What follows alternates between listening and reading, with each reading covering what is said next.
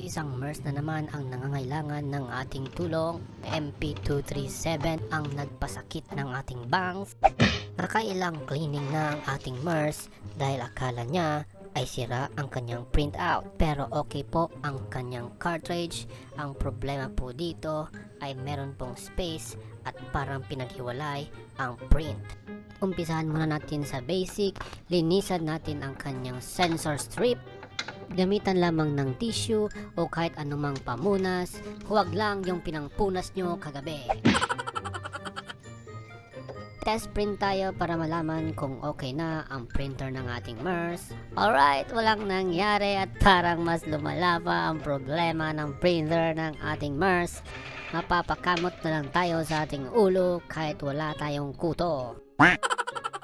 Kaya susubukan nating baklasin ang kanyang panggilid para malaman kung may problema ang kanyang strip. Dito makikita natin na kalbo na ang kanyang strip at halos wala ng linya ang ibang parte nito.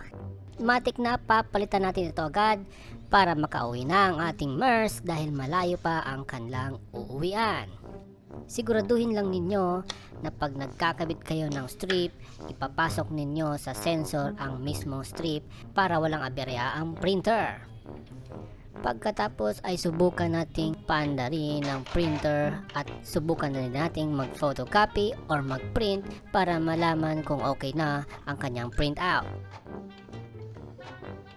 Alright na po ito, ibabalik na lang natin ito sa ating MERS at nang makauwi na siya nang nakangiti. Thank you.